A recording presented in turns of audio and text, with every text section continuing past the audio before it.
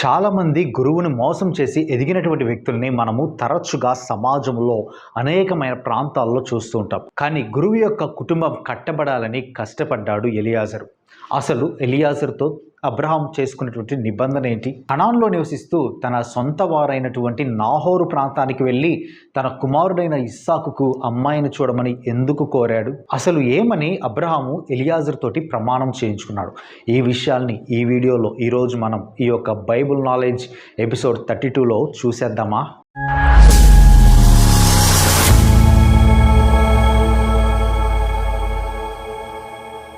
అబ్రహాము జీవితం అడుగడుగునా కూడా ఎన్నో గంభీరమైనటువంటి విషయాలు మనకి కనబడుతూ ఉంటాయి. అయ్యో, అబ్రహాము జీవితం ముగిసిపోతుందన్నప్పుడు దేవుడు ఒక అద్భుతమైనటువంటి విషయాన్ని ఆయన జీవితంలో జరిగించి అనేకమైనటువంటి గుణపాఠాలని సర్వ మానవాళికి నేర్పించాడు అబ్రహాము జీవితం ద్వారా దేవుడు మనకి. అయితే అబ్రహాము ఎప్పుడైతే వృద్ధాప్యంలోకి వచ్చాడో ఆ సమయంలో అబ్రహాము తనకున్నటువంటి దాసుడైనటువంటి ఎలియాజరుని పిలిపించి, ఎలియాజరు, ఇదిగో నీవు నా కుమారుడైనటువంటి ఇస్సాకుకు మంచి అమ్మాయిని తీసుకొని రావాలి. ఎక్కడి నుంచి తీసుకొస్తావో తెలుసా? కనాను ప్రాంతంలో కాదు, నా అనేటువంటి వారు ఉన్నటువంటి నాహోరు ప్రాంతంలో నువ్వు తీసుకొని రావాలి. ఈ విషయాన్ని బట్టి మన ఇద్దరి మధ్య ఒక ప్రమాణం చేసుకుందామని అబ్రహాము తొడ క్రింద చేయి పెట్టించి ఆయన ప్రమాణం చేయించాడు. ప్రమాణాల గురించి మనం ఆలోచిస్తూ ఉన్నప్పుడు భారతదేశంలో కూడా మనకి సాంప్రదాయాలు ఉన్నాయి. ఒకరి తల మీద ఇంకొకరు చేయి పెట్టి ప్రమాణం చేసేటువంటి సాంప్రదాయం, ఆ రోజుల్లో కూడా తొడ క్రింద చేయి పెట్టి ప్రమాణం చేయించేటువంటి సాంప్రదాయాన్ని పూర్వకాలంలో మనము చూస్తాం. అయితే ఎందుకు అబ్రహాము కనాను దేశం కాకుండా అక్కడ ఉన్నటువంటి సొంత వారి దగ్గరికి వెళ్ళమన్నాడు? ఈ విషయం గురించి ఆలోచిస్తూ ఉంటే అక్కడ ఉన్నటువంటి ప్రాంతం అంతా కూడా భయంకరమైనటువంటి విగ్రహారాధనతో నింపబడినటువంటి ప్రాంతం కనాను ప్రాంతం. సత్యదేవుణ్ణి తెలుసుకున్నటువంటి అబ్రహాము మరల తన కుమారుడు విగ్రహారాధనలోనికి వెళ్ళకూడదు అనేటువంటి ఒక దృఢ సంకల్పంతో తన సొంత వారైనటువంటి నాహోరు పట్టణానికి పంపించాడు అక్కడ ఉన్నటువంటి అబ్రహాము. బైబిల్ కూడా 2 కొరింథీయులకు రాసిన పత్రిక 6వ అధ్యాయం 14వ వచనం కూడా గట్టిగా సెలవిస్తున్నటువంటి మాట ఏంటంటే, విశ్వాసికి విశ్వాసి జోడిగా ఉండాలి, అవిశ్వాసులతో జోడు కట్టకూడదు అనేటువంటిది ఏ విధంగా వ్రాయబడి ఉందో అదే విషయాన్ని ఇక్కడ అబ్రహాము పాటిస్తున్నట్టుగా మనకి కనబడుతుంది. చాలామంది ఈ విషయాల గురించి ఆలోచిస్తూ ఉన్నప్పుడు వారి సొంత వారు, వారి కులం వారు, లేకపోతే తనకున్నటువంటి ఆస్తిపాస్తులు పోతున్నాయేమో అన్న భయం అబ్రహాముకు ఉందేమో అనేటువంటి రాంగ్ ఇంటర్ప్రిటేషన్స్లో ఉంటారు. కానీ అది అక్షరాల తప్పు. కారణం ఏంటంటే అక్కడ ఉన్నటువంటి బెతుయేలు అనేటువంటి ఆయన యొక్క కుమారుడు లాబాను చెప్పింది, మేము కూడా యెహోవాను స్తుతిస్తాం అనేటువంటి మాటని తెలియజేశాడు. దీన్ని బట్టి మనకి అర్థమవుతా ఉంది, వీరు అందరూ కూడా యెహోవాని విశ్వసించినటువంటి పిల్లలు అనేటువంటిది మనకి స్పష్ట అర్థమవుతుంది. అయితే ఎప్పుడైతే అబ్రహాముకి ప్రమాణం చేశాడో ఎలియాజరు ఒక ప్రశ్న అడుగుతాడు. ఒకవేళ ఆ నాహోరు పట్టణంలో ఉన్నటువంటి స్త్రీ ఈ ప్రాంతానికి రాకపోతే ఇక్కడ ఉన్నటువంటి నీ కుమారుని ఆ ప్రాంతానికి తీసుకొని వెళ్ళమంటావా? ఈ ప్రశ్నకి అబ్రహాము గట్టిగానే సమాధానం చెప్పాడు. అలా చేయకూడదు సుమి, దేవుడు నాకు ఇచ్చినటువంటి ప్రాంతం ఈ ప్రాంతం. దేవుడు నన్ను నమ్మి నన్ను విశ్వసించి నా సొంత వారి నుండి బయటికి తీసుకొని వచ్చాడు. కారణం ఏంటంటే ఈ ప్రాంతంలో దేవుడు నన్ను ఆశీర్వదించి విస్తరింపజేస్తానని చెప్పాడు.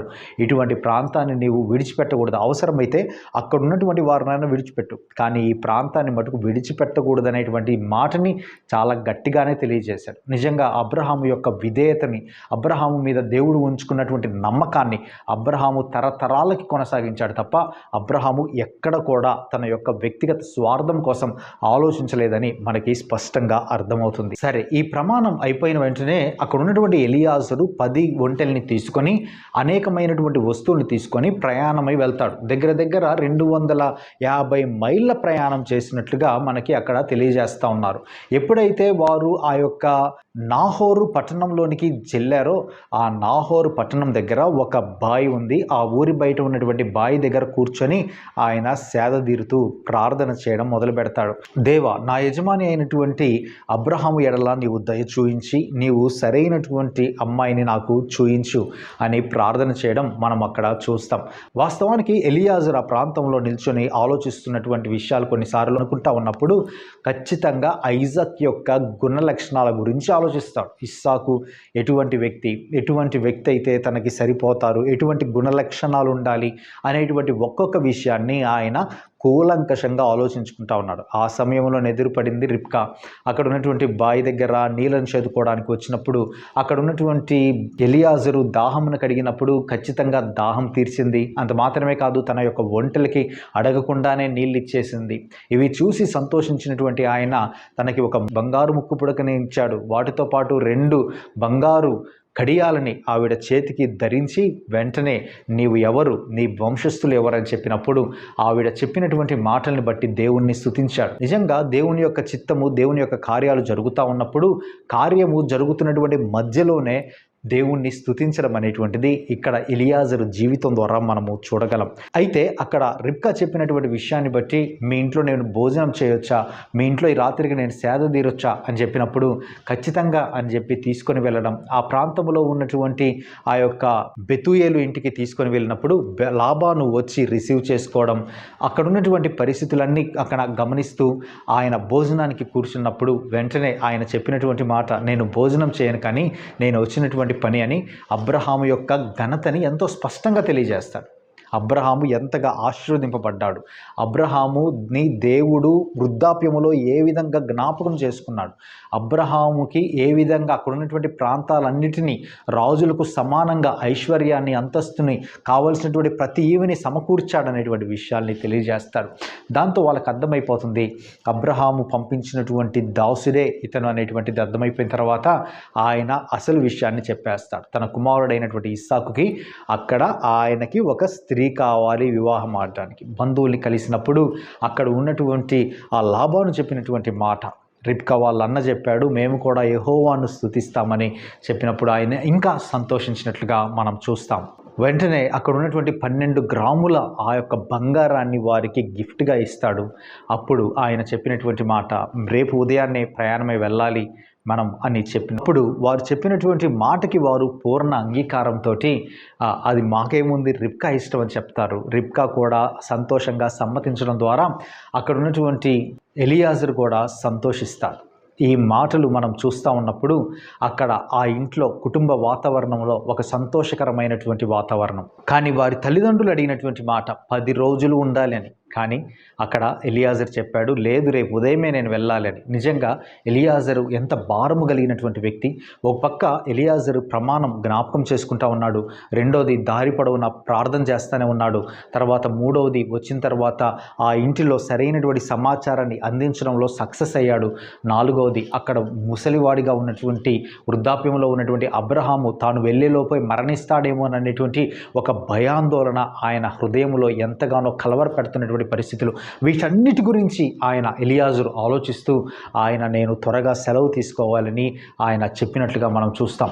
ఎంత భారభరితమైనటువంటి వ్యక్తి ఎలియాజరు, ఎంతగా ఆయన దేవుడి మీద ఆధారపడి తన గురువు దగ్గర ఉన్నటువంటి అద్భుతమైనటువంటి లక్షణాలని ఒక్కొక్కటి తన జీవితంలో పుణికిపుచ్చుకున్నాడో నిజంగా వింటూ ఉంటే ఆశ్చర్యం కలుగుతుంది కదా. ఇక్కడ వెంటనే అక్కడ ఉన్నటువంటి ఎలియాజరు చేసినటువంటి పని, ఆయన మరుసటి రోజు ఉదయాన్నే ప్రయాణమై వెళ్ళాడు. ఆ ప్రయాణం ముగించుకొని క్షేమంగా నెగేవ్ అనేటువంటి ప్రాంతంలోనికి వెళ్ళాడు. ఎప్పుడైతే నెగేవ్ అనేటువంటి ప్రాంతంలోనికి వెళ్ళారో అక్కడ ఇస్సాకు పొలంలో ప్రార్థన చేసుకుంటూ రిబ్కాను చూసి వేగముగా పరిగెత్తుకుంటూ వచ్చినట్లుగా మనం చూస్తాం. తర్వాత రిబ్కా ఆ ఎవరు అని అడిగింది, ఇస్సాకు అని చెప్పినప్పుడు వెంటనే తన ముఖము కప్పుకోవడం మనం చూస్తాం. వెంటనే అక్కడ ఉన్నటువంటి ఇస్సాకు వీరిని ఆహ్వానించి ఆ యొక్క ప్రాంతములో చక్కగా సంతోషంగా ఆనందంగా తన యొక్క తల్లి చనిపోయిందనేటువంటి బాధ నుండి బయటికి వస్తూ తన యొక్క తల్లి స్థానములో ఈవిడని ఉంచి తాను ఎంతగానో ప్రేమించి తన భార్యతోటి సంతోషంగా జీవించినట్లుగా మనం చూస్తాం. ఈ అంత స్టోరీలో మనం తెలుసుకోవాల్సినటువంటి గొప్ప లక్షణాలు ఏంటంటే, మొట్టమొదటిది ఎలియాజరు చేసినటువంటి గొప్ప పని, రెండవది అబ్రహాముకు ఉన్నటువంటి విజన్ని దేవుడు ఏ విధంగా ఫుల్ఫిల్ చేశాడు, మూడవది అక్కడ ఉన్నటువంటి రిబ్కా అద్భుత రీతిగా దేవుడి యొక్క పనికి స్పందించడం, నాలుగవది వీటి వెనకాల దేవుడు నడిపింపు. ఈరోజు లోకంలో చాలా సందర్భాల్లో కూడా మనము వ్యక్తిగతంగా మన జీవితాల్లో చాలా నిర్ణయాలు తీసుకుంటూ ఉంటాం. కానీ నిర్ణయాలు ప్రార్థనాపూర్వకంగా ముందుకు సాగుతూ ఉన్నప్పుడు దేవుని చిత్తంలో అన్ని విషయాలు రైట్ వేలో డోర్స్ ఓపెన్ అవుతూ ఉన్నప్పుడు ఆ సమయంలో ఖచ్చితంగా కూడా ఇది దేవుని సంకల్పం, దేవుని చిత్తం అనేటువంటిది మనం గ్రహించాల్సినటువంటి అవసరం ఉంది. దేవుని పనిని చేయడానికి ఎప్పుడు కూడా మనం వెనుకాడకుండా దేవుని కోసం నమ్మకంగా యోగ్యంగా ఎలియాజరు వలె దేవుని కోసము నమ్మకమైనటువంటి వ్యక్తులముగా మనము కూడా జీవించడానికి ప్రయత్నం చేద్దాం. ఇతరులను కూడా ఆ విధంగా జీవించడానికి ప్రోత్సహిద్దాం. Thank you very much. మరలా ఎపిసోడ్ 33తో బైబుల్ నాలెడ్జ్ అనేటువంటి ఈ యొక్క సిరీస్ని మనం కొనసాగించబోతా ఉన్నాం. కాబట్టి ఈ యొక్క వీడియోని అనేక మందికి షేర్ చేయండి. అలాగే ఈ యొక్క యూట్యూబ్ ఛానల్ని సబ్స్క్రైబ్ చేయండి. Thank you very much. God bless you.